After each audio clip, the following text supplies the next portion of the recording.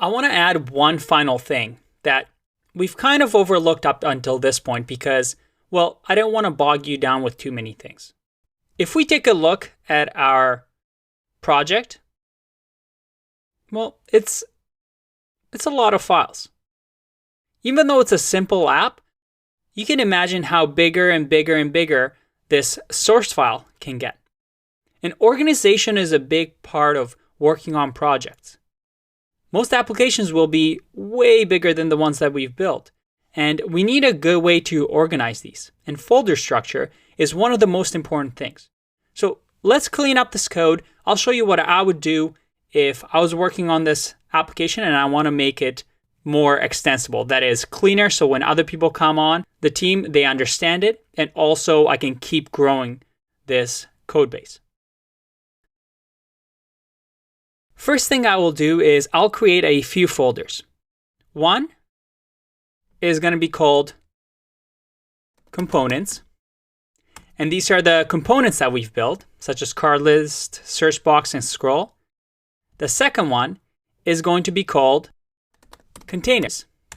And containers are these smart components, the containing components that have state in them, that have lifecycle hooks, that have the class syntax. You see, these components or these containers, we can't use a pure function with them because technically they're not pure. They have state that they modify within these functions, and that's okay. It's impossible to have just pure functions because most of the time, well, we need to make requests to the outside world. But these components are special, and we're going to call them containers. They contain things, and they just pass down state to components. Now, we can just say that we're going to move app.css to now be in containers. We're also going to say app.js. We're going to move it to be in containers as well. And then the components, the simple functions, pure functions that we've created, search box, scroll, and card list, well, these can be in components. Let's just open up the folder and make this simpler. I'm going to close the tab, open up RoboFriends, and let's open up source. We'll say that scroll, search box, card, and card list, which are just pure functions, are inside of components.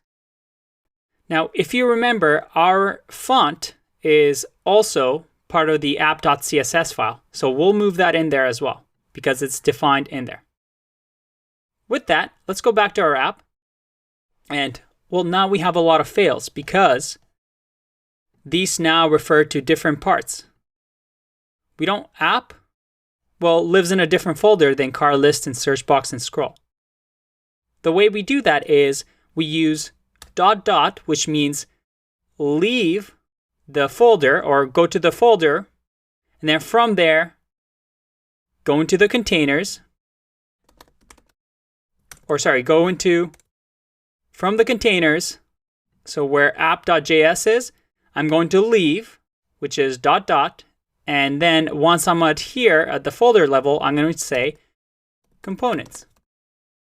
And I can do the same for the rest of them as well.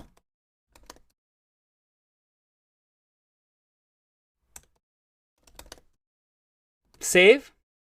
And we also have index.js that now is referring to app that lives in containers. So again, because we're now leaving a folder, we're in the same neighborhood. Well, we can just do .containers app. Let's save. Oh, and I spelled out wrong.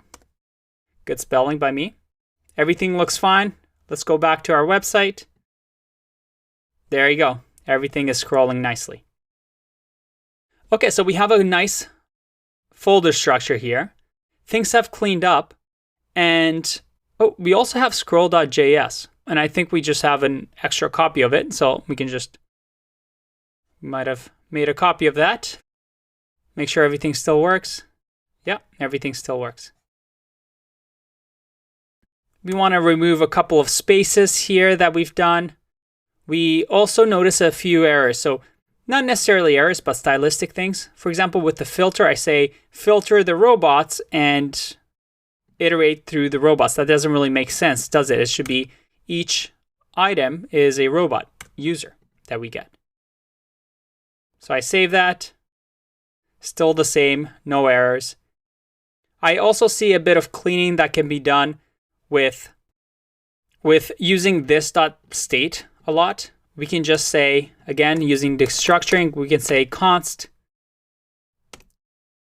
robots and search field, we're doing destructuring, equals this dot state.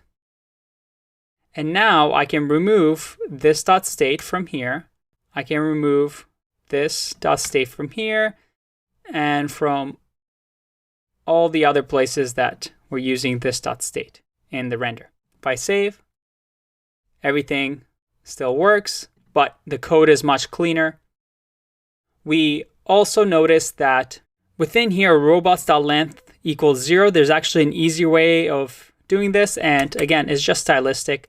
This is going to equal 0. So if this is 0, that's going to evaluate in JavaScript to false. So we can just say the opposite. Remember this syntax? So if this is 0, which is going to be false, turn it into true so that if there's no robots, we're loading. Save, and that should still work. And then finally, if you see an if-else statement, well, we can do a ternary, can't we? We can say return robots. If there's robots, return this. Let's see if that still works. Oh, we don't need that extra bracket. Look at that, it still works. And you can see now that things are much cleaner. We have an app that renders all our things for us. And to finish off, remember package.json, how we had some pre-built scripts? And we had this build command. If I stop this now and I do npm build or npm run build, check this out. While this is building, they've created a new folder called build. And within here, we have all our files, but this time optimized. What does that mean? Well, if we go to static and go to JS, look at that. Everything is minified for us. Our CSS is optimized. And everything that we need to deploy the website is in this folder. So we can now take this build folder and put it anywhere. So it's on the internet. And it even gives you some good information. So now we have this optimized build. We don't have to minify it. We don't have to do all these optimization. It goes through Babel so that we can use import statements in the browsers. And now this build folder can now be deployed anywhere. Like I said, Create React App takes away all the pain of the setup. Everything is done for you. You can just write code, use React components from around the web to build beautiful websites. I hope you're excited about React as I am. This is why it's such a popular tool, and this is why so many companies now are using it. I'll see you in the next one. Bye-bye.